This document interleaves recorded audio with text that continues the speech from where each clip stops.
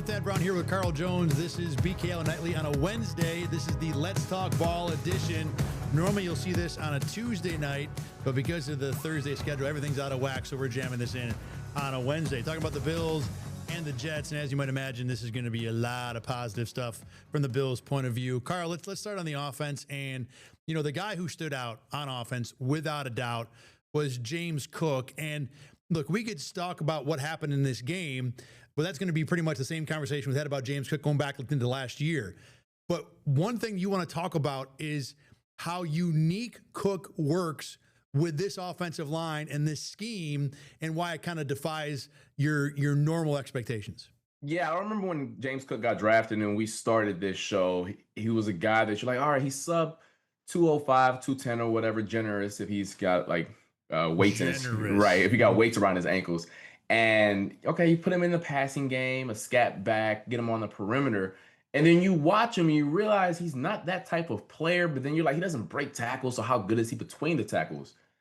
And you fast forward 4 years and you realize, man, his skill set that goes along with this offensive line, especially the interior, Saibo, Connor McGovern, and David Edwards, there are maulers in the run game, especially when they got those duo blocks, those inside runs where they get downhill. And James Cook's ability to read and fill off of those blocks and break arm tackles, I'm not going to say he's running through people all the time, although he can do that. His ability to combine that with their strengths is how you get those explosive runs, because majority of his explosive runs kind of happened right down Broadway. I think of that Patriots game last year was right down, I believe, right between the guard and the tackle. So it's just unique in how a smaller guy is best used on the interior runs like that. And it's just kudos to him for improving as a player and being willing and able to get stronger, improve his contact balance. Because I remember his rookie year, even parts of his sophomore campaign, where you lay a finger on him, he's going to go to the ground. Contact balance is the word that came to mind. When you talk about strength, it's not really strength with him. It's the ability to not go down so easily. And then when you combine that with the elusiveness that he already had, when he's still on his feet, it's obvious he can still make moves. I mean, this is not like rocket science, but the fact he's gotten to that point is where you've unlocked the ability for him to become an every down back. Because I've talked with Bill scouts years ago when they drafted him, and I think the idea of James Cook was to be a third down back, to be that, remember they tried to make the trade for, who was the third down back who used to play with Washington that was here and then went back? J.D. McKissick. Yeah, exactly. So they wanted that type of guy and thought Cook would fill that role. And coming out of college, that's what you and I thought it would be. That's what he looked like, that kind of guy. I think he surprised everybody with his ability to level up. And it's been a big level up to all these things he's doing, the big games, scoring touchdowns at the goal line 2 years ago. That was not something we thought we'd get from James Cook. This is all about being able to stay on his feet and push forward. And then the other thing you talk about, the runs down Broadway. The Bills do so much outside zone, mid zone, and he has gotten so good at knowing where to go with that. And you saw it in this game because the touchdown run and the play before that are both outside mid-zone plays. And Cook knows exactly, when I see this on the outside, I'm going to cut it back and this is going to be available. In the same game, Breece Hall is running similar style plays, outside zone, mid-zone plays, and not reacting anywhere near as fast as Cook. So his ability to understand the hole, understand where to be, Carl, I think is as much a part of this as it is the improvement in strength and contact balance. Yeah, James Cook has proved a lot of us wrong. When you think of that third down profile, fast forward 4 years in his career, I don't think he's a running back that the Bills really trust to do a whole lot of that. Most of that has to do with pass protection stuff, because that down is the most important thing is keeping Josh Allen upright. And that's just you either can do that or you can't at this point in your career. So they trust Ty Johnson more so in that role. And then when you think about him on the goal line, he's excellent down there, but it's not because of his ability like he's a Jerome Bettis, right, where he's just running through your face. It's more so, like you mentioned, his ability to maneuver and contact balance. And how many touchdowns does he have where he gets hit, but he finagles his body away, where he's just like sliding through and he doesn't really get hit cleanly as a running back. So just really good on him and his blend of combining a really powerful group up front, because they are, especially when they get four hands on you, when they got those combo blocks, they can move just about anybody. And then his ability to fill off of those blocks and find his way into the pay dirt. It's funny that we talked about his size as being a problem or being a question mark. And one of the things he's done, to your point about being able to squeeze through spaces, he's used being small to his advantage because no one can get small and get skinny like James Cook can. He had a run in this game for 7 or 8 yards where I swear he went through a hole that was not there. He found a way to get between two offensive linemen that were next to each other. That's just being a good, talented running back. And we see that week after week after week with James Cook. Let's talk about another offensive weapon and a guy who has not developed in the same way, certainly not as James Cook has, but not even in the way that I think the Bills would have hoped, and that's Dalton Kincaid. Now, look, we're 2 games in, and this was the big year. So to cast any conclusions, to draw any conclusions on Kincaid, I think is too early. But so far through 2 games, the story with him, Carl, has been pretty much the same as what we've seen in the first 2 seasons. Yeah, I think there's 2 separate conversations to have with Dalton Kincaid. It's the capital that they used to go get him. I believe they traded up to go get him, and thinking of him as a first round tight end. So those are your Pro Bowl type of players. He's not that. And then when you put him in another bucket, we're like, okay, he can be a serviceable to good receiving tight end. I think he can fill that role. But when I look at him through the lens of a first round tight end, I don't think that's ever going to really come to fruition. You look at his snap counts through the first 2 weeks, it's 51% and 48%. You can say, oh, well, he only played half of the snaps last week because it was a blowout. Okay, I'll hear that. Well, in week 1, they were passing the entire second half, and he still only played about 50% of the snaps. And that is due in large part because he can't block bigger guys, defensive ends, linebackers. And I know there are a bunch of clips on social media. He had a really good block in that Jets game, I believe on the Ravens game, I believe on the first drive of the game. He had another good block on the perimeter as well last week. The problem is, though, I don't need my tight ends to be menaces on the perimeter. I need them to be really good in terms of blocking defensive ends and linebackers, and he doesn't really excel in that regard. They have a guy in Jackson Halls who is dominant. I remember a block this week against Jermaine Johnson, the Jets defensive end, and he took him for a ride. So I just don't know if he'll ever become that first-round caliber tight end that the Bills envisioned. So he'll be a part-time player for this offense, I would say, and probably slide down the pecking order in terms of the most important weapons for Josh Allen. 2 things about that. Number one, you brought him up, Jackson Hawes. You know, all you need to know about Dalton Kincaid's blocking is that the Bills spent a draft pick on a guy who only blocks. Even though, by the way, Carl, Jackson Hawes yet to play an NFL game without a catch. Blocking tight end, but you can't have a game without him having a catch so far. But regardless, this is why they brought Hawes in, because you have another tight end, Dalton Kincaid, who can't do that. And yeah, now I posted the video of the block against the Ravens.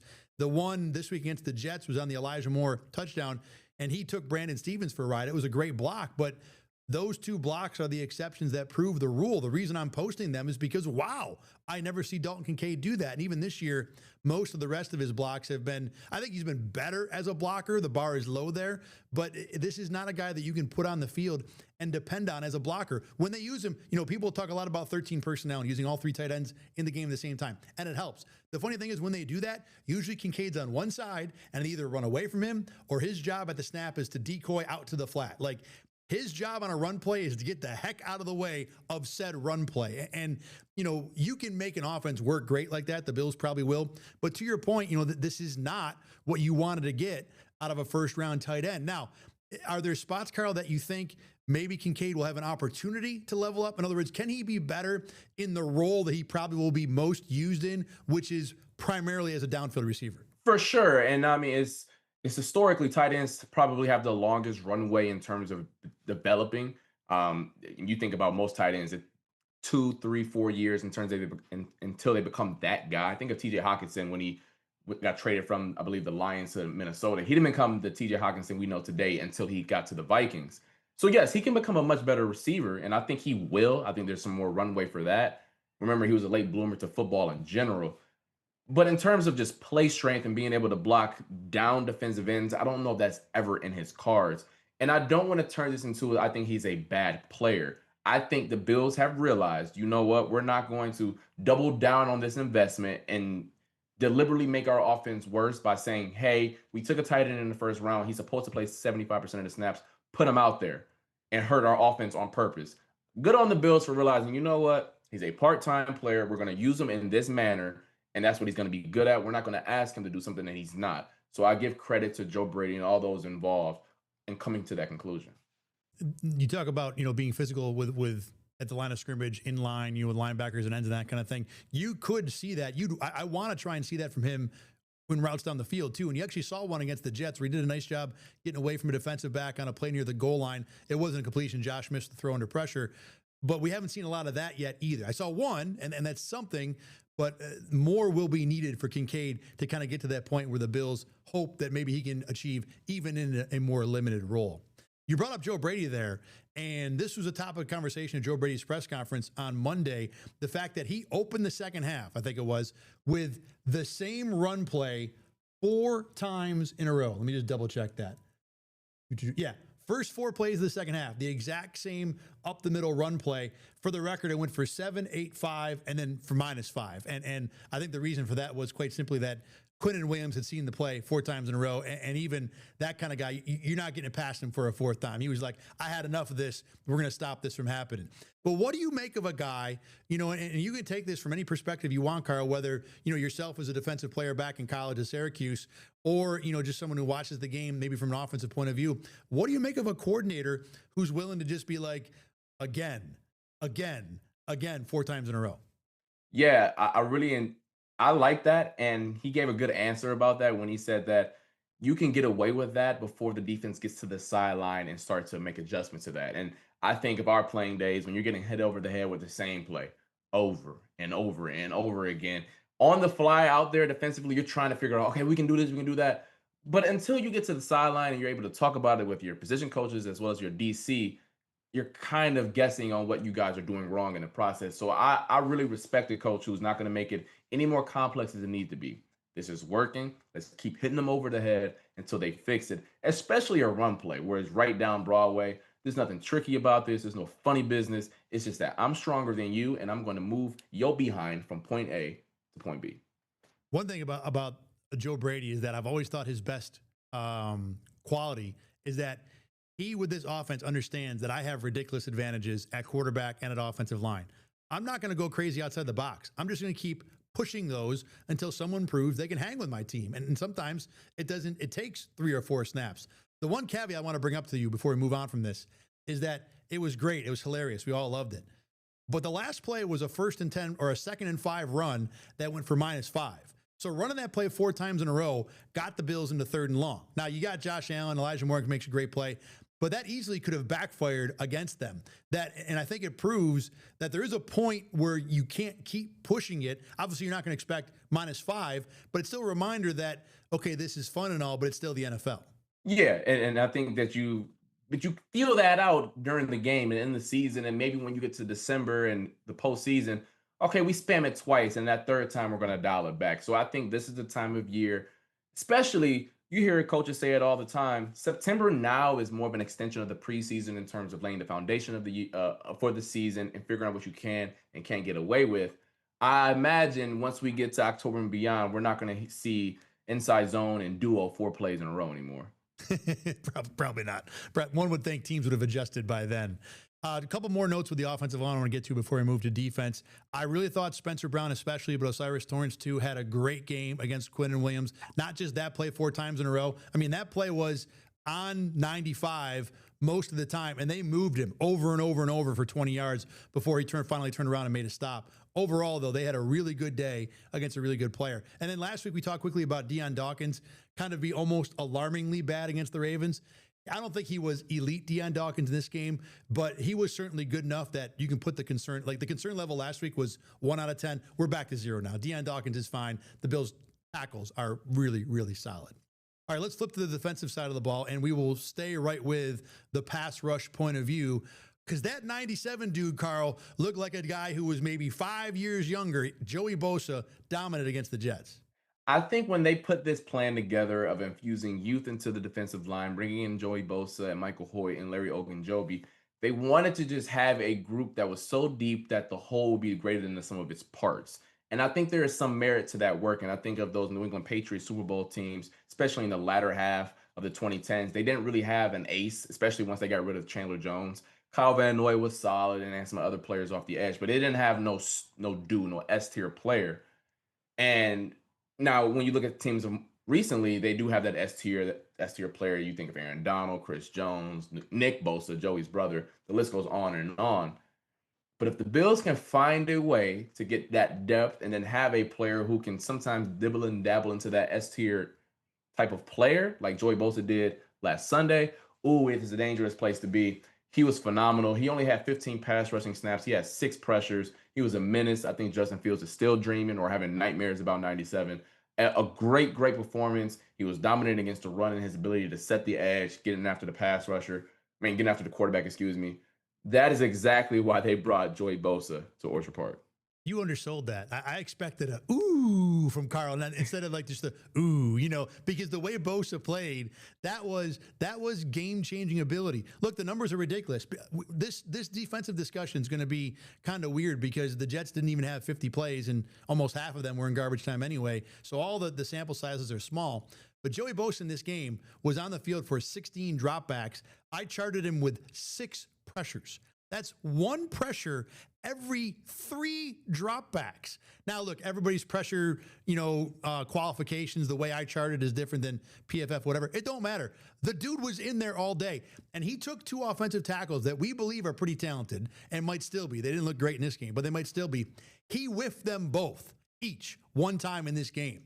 So, like you said, my bar for Joey Bosa was just give me Greg Rousseau. If you can give me Greg Rousseau on 2 sides, I feel like it's worth it. Now, we're talking about what the Bills were hoping for from Von Miller back when they handed $50 gazillion to Von Miller a few years ago, and you've seen it from Joey Bosa. Now, we got to be, it's 2 games. He wasn't that great in the Baltimore game, but boy, like you said, if the Bills get this kind of Bosa all year long, what it does for everything else certainly, changes things. Now, Carl, just fill in a little bit here with the caveat about, we talked about this before the show began, about what changes when you look at what this game was from the short sample size point of view. Yeah, when the game script gets out of hand early, where, hey, defensive linemen know they can go hunt because the Jets are down 14, it puts some more pressure on the offensive line to backpedal every single snap. You hear offensive linemen talk about it all the time. They hate when they have to pass 50, 60 times a game because you are inherently going up against a better athlete and you're going backwards. Just think of that visual for a second there. It is really tough on old linemen. And this game got out of hand in the first quarter. So, of course, it's a little bit more difficult for the Jets offensive tackles to hold and contain Joey Bosa and AJ Epinesa and Greg Rousseau for 60 minutes by that point. And especially with a player like Justin Fields, who already doesn't have great pocket presence. But nonetheless, you still got to go out there and win. He took the ball away twice. He brought down Justin Fields another time. He hustled on that play in the first quarter. It was a phenomenal performance. And to add this point a little bit, Sean McDermott always says you have to earn the right to rush the passer, and you have to get in situations where you can get after the quarterback. These are the situations we are talking about. 3rd and long, when you're up 15, when you're up multiple scores, so you can go there and hunt. It's hard to pin your ears back and go after the quarterback when you are down 14. They're running the ball all game. And I don't think when Sean McDermott says you have to earn it, you kind of think of a guy like Joey Bosa. Well, that dude's been around. He should not have to earn anything. It's not about earning. It's about proving. When you're doing it, like you said, up 15, yeah, it might have been an obvious rush situation, but like you said, he still did it. You can't take that away. And when you see that 6 times out of 16, well, that's a guy you want to put on the field more often. And Joey Bosa against the run, pretty solid. First play of the game, he's getting push that helps push Breece Hall further to the sideline and cuts down the amount of space he has. So Bosa's doing it, against the run and the pass. Separate of Bosa, I want to point out, AJ Epinesa had 3 pressures the way I chart him, also going around Olu Fashanu. So again, a tackle's a first rounder who's looked good. AJ Epinesa had multiple pieces of success against him. I like Deion Walker's game in this one. And Javon Solomon, the technique isn't superb, but that dude has an energy which got him in the backfield on more than one occasion. And I was surprised when you think about Noah Oliver, what do? The Bills went Javon Solomon a tackle a few times. I didn't think he had that in him as a guy who was a smaller DN to begin with. But Carl, he was in this game, making plays. So all set in the defensive line, or you got anything more there? Nah, they looked really good. And obviously some investments aren't there yet. 2 guys are suspended. 1 guy is inactive. But through 1 week after what we saw Sunday, I really like what I've seen out of that group. Let's talk about the job Bobby Babich did, and I thought this might have been his best game plan ever. Carl, start with the run blitz stuff, because in the first half, it was Matt Milano on the first possession. It was Christian Benford on the end around. It was Trey White in the possession after that. All big negative losses. Talk about how Babich's run blitz game really altered how the Bills were defending the Jets' run game. Yeah, when you think of blitzes, you think of getting after the quarterback. You think about heating up and speeding up a quarterback, but you can also blitz on rundowns to force negative plays. You mentioned Matt Milano, the two cornerback blitzes. I know the broadcasters during real time just thought Christian Benford just shot his shot. That was actually a blitz. You could see Cole Bishop shade over to his side. It was a run blitz, a good calculated call by Bobby Babich, as well as Trey White in the second half. Who knew Trey White can tackle running backs, by the way? Shout out to Trey White for tackling running backs in the open field. Good for him. But in terms of when you run blitz, you change the number count and you get guys in different gaps. If I'm going to bring a corner blitz, that means that defensive end is going to go over to the B gap and you go down the line, and you're moving numbers, you're causing disruption. And that's really good in terms of changing the numbers and causing just flat out disruption and chaos for an offensive line. And another reason, and I thought that it was really smart by Bobby Babich, I remember during my playing days, whenever they cut the split, and what I mean by that is when the wide receivers are within, let's say, 5 yards of the tackle, as a corner, depending on the call, you can give a nice little call to that linebacker who may have been blitzing, or to that safety. Hey, I'm going to go to cat here, and I'm going to be that guy that blitzes. I don't know if that's what happened here, but when you do that and that corners and that receiver's tighter to the formation, I'm able to add in and get home much quicker. To further add to that point, think of the AFC Championship game, 4th and whatever. Josh Allen throws that crazy pass to Dalton Kincaid. The only reason that worked is because the wide receiver was split to the formation. Trey McDuffie blitz. The same logic applied right there with Christian Benford and Trey White being able to get home and force some TFLs there. Good stuff right there with explaining how that works and how much of a difference it makes. You remember you went back to the point you made about changing the gaps. This is, the Bills are a one gap scheme, which means each player's got a gap. That's their job. I defend this space. No one gets past me. And on that Milano blitz on the first play of the game, it did look like he was in, I think, the C gap, it was the B gap, and came over to the A gap. And on top of the fact that you're attacking quickly instead of waiting for a lineman to come to you, which is traditional run defense, you're also, at the moment the ball is snapped, altering what the offensive lineman responsibilities are. And separate of how the blitzes worked in this run game, and even in the pass game a little bit, we'll talk about that in a minute, there were multiple times where it looked like the Jets had a body to block the person who made the tackle, and that body could not find the tackler, because I think the Bills were doing a good job of changing the gaps and changing the responsibilities. Now, on top of the run blitz stuff, Carl, the other thing that I was very surprised at is that Bobby Babich kept on bringing blitzes late in this game, even when it was kind of out of hand. It was a similar blitz, a similar overload blitz. The Jets never had an answer for it. You talk about Joe Brady running the same play over and over. This wasn't back to back to back, but Bobby Babich pretty much had one blitz button and pressed it 3 or 4 times and was getting free pressure after free pressure after free pressure. Yeah, Cole Bishop got a sack in this game, I believe. Exactly. On Tyrod Taylor. And you can say, oh, they wanted to heat up Justin Fields. Tyrod Taylor may not be a lot of things, but he's a veteran quarterback who has seen a bunch of coverages. So you would think, do I want to heat him up because maybe he can know where things are coming from? No, the Bills didn't care. I wonder how much of an imprint Ryan Nielsen has on this group in terms of bringing pressure, because his history with the Jacksonville Jaguars, I believe the Falcons as well, just blitz packages and being creative. I would love to know that. But yeah, they figured out some creative ways to get to the quarterback as well as stop the run. I want to see how this evolves throughout the year, because it's a copycat league. I mentioned on the offensive side of the ball, it is only September, so the foundation is just being set. But I think after a debacle in week 1, and they tried to blitz in week 1 and it didn't work, I like how they got back to their roots and where they were able to create some explosive plays. To your point about that, though, when we look at all the things the Bills did right in this game, and we already brought up the small sample size thing, but also, this was one game. And when you talk about the run defense in particular, yeah, Bobby Babich did a great job scheming around it in this game without Ed Oliver, and he's going to have to do it in the next game without Ed Oliver and Matt Milano. It doesn't feel like, to me, this is something you can get away with all the time. There's going to have to be other solutions that the Bills came up with. But Carl, at least in this game, Bobby Babich had the answers and really was a big reason the Bills got this win.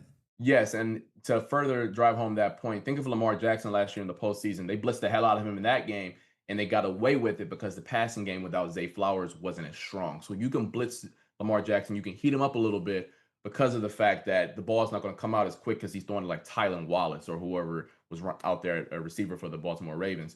They blitzed a lot in week 1 too, but it didn't work because Zay was out there, D-Hop is out there, Rashad Bateman. So it is a bit of a boomer bust, and I think as we go on, they'll be able to, you would hope, figure out how to pull those strings and press the buttons at the right time instead of just spam blitz, spam blitz, spam blitz every single play.